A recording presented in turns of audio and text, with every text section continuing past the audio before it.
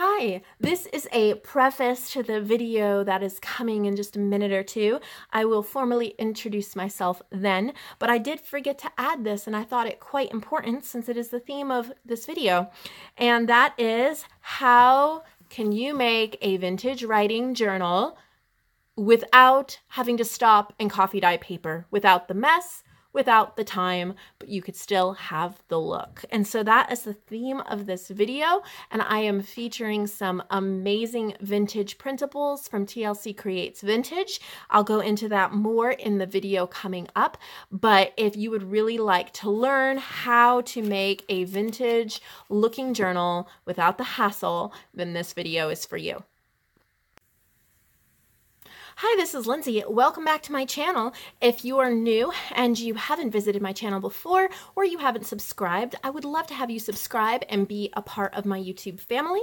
So I have a traveler's notebook, just a standard size, to share with you today. This is using digitals exclusively from TlcCreatesVintage and Paulette. She's an avid digital artist. She is always putting out new sets. And I mixed, I think, two different sets here. The main set is a traveler's notebook set that she has that you definitely want to look up. And then I also had some labels from her, and I guess I added a few other bits and pieces. Pardon all like the shadows. It is 7:30 at night when I'm filming this, and that's just the way the sun is coming in the window, but I think you can still see pretty clearly. So I made this journal for Mandy, one of my subscribers and customers, but I'm also going to list it in my Etsy shop. So if you want one similar to it, then I will be glad to make you one. So it has a brown cardstock cover. I did like this vine stitching and some stitching around this label. I kept the cover really simple. This is a writing journal, like a writing traveler's notebook. So there is nothing, there are no buttons in this, no flat backs, nothing that's bulky. You can write on every page and nothing sticks out, which is what Mandy likes. So she does a ton of writing. So that's what this type is. It's sewn in one signature, but this is a chunky signature. There's like, I think 23 pages. I don't usually do this much for a traveler's notebook, but I really like the way it feels.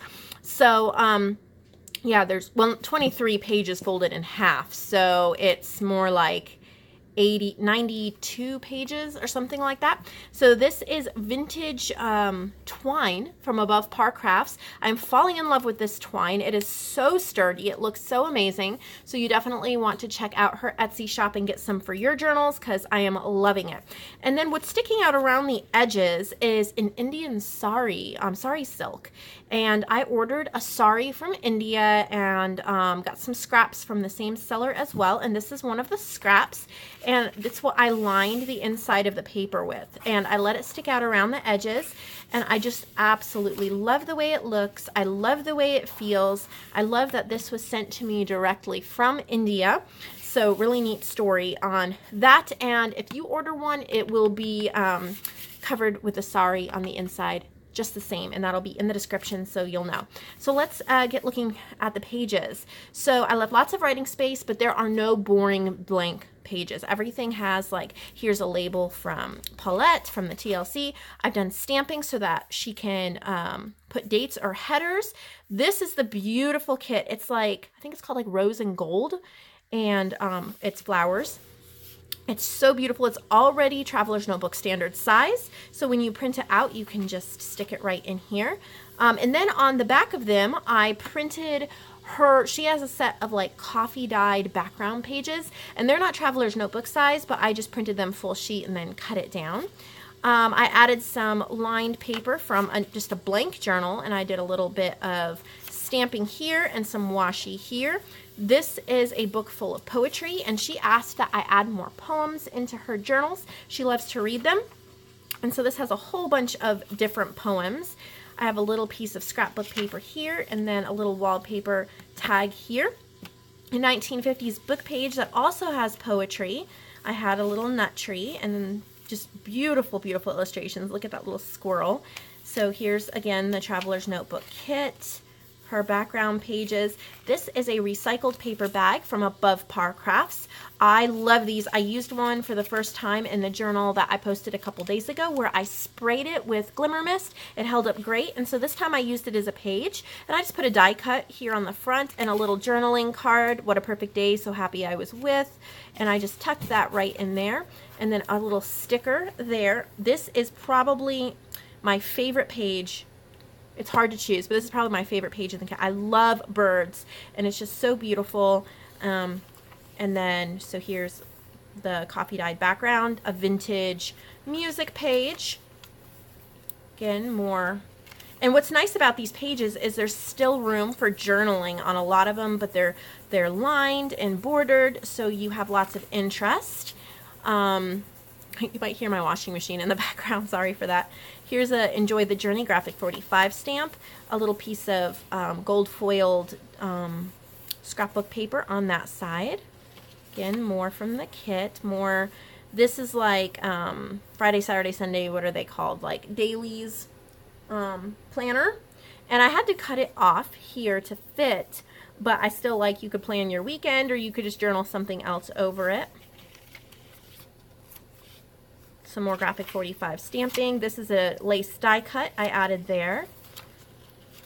So it has just as much interest as a really big embellished journal that has all of the things hanging and the fabric ruffles and buttons and bulb pins and everything like that. It has, in my opinion, just as much interest, but a lot more usability. So that's what I was going for. Here's a little oval. I think this is Digital Collage Club, but it was in my scraps. This is also TLC Creates Vintage, but it was a different like collage sheet or journal card sheet that she had, and so I just put it here. And then this is from my Fragmenta Botanica set. I don't sell this set, but I make journals from the set, and I had that print left over. This is a really pretty, like, it has like fibers and things in the paper. Thought it just matched really well. This, I think I got this from Feed the Birdies. It's just a vintage divider page, and it says game here, and it's nice and thick. It's almost like 2 pages put together with a tab. You could actually tuck something in there. It's almost like a pocket. So that's super neat. Here's the center of the journal. The other side to that vintage. It feels amazing, and I don't know if you can open this side too. No, I don't. Oh, you can. So that does make it another pocket. So that's super awesome there. And then some more stamping. And this is a print of a floral cigarette card.